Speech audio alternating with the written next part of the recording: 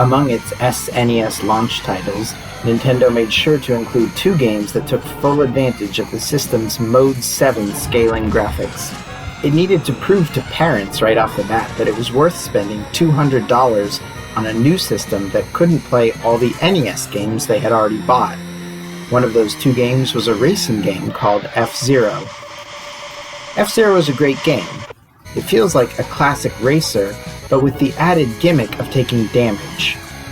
When you hit a wall or other vehicle, not only do you get banged around, but you lose some energy on your power meter. Your top speed decreases if you lose too much power. When the meter hits 0, your car explodes. Energy can be regained each lap by driving over a special strip. This is called the pit row, so I guess in the 26th century, the pit crew refuels remotely from a ship that hovers overhead. The game does a great job of making you feel like you're going incredibly fast.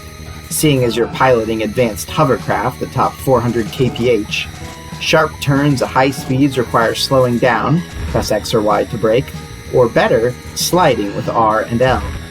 Failing on turns results in bouncing back and forth off walls, costing you both power and velocity. You can get up to 3 Superjet turbos, press A to use. When I was a kid, I sucked at F-Zero. I would keep bouncing off the walls until boom! Game over. This is a far cry from Rad Racer, in which your car can careen through the air end over end repeatedly, only to somehow be set back on the course again in pristine condition. For this anniversary, I played F-Zero again for the first time, and discovered that, yep, it's still hard. It took many repeated attempts for me to clear Deathwind 2. I wouldn't say the game is too difficult, though. If anything, the challenge keeps it interesting. After losing repeatedly, however, I did turn it off, so maybe it is too difficult. There are 15 tracks spread across 3 circuits, and the game has 4 unlockable difficulties.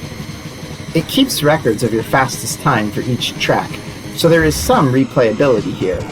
Trying to best your times can get tedious, though. The game's biggest drawback by far is the lack of a 2-player mode. Many were the children who lamented this grave and astonishing omission. It's such a missed opportunity because the flat tracks would easily lend themselves to stacked split screen. Indeed, the game's would-be sequel, Super Mario Kart, did exactly that. F-Zero would have been much better with head-to-head. Alas. F-Zero is renowned for its music. The songs are sort of jazzy and match the game's futuristic feel really well. For kids in 1991, the game looked and sounded incredible compared to NES games.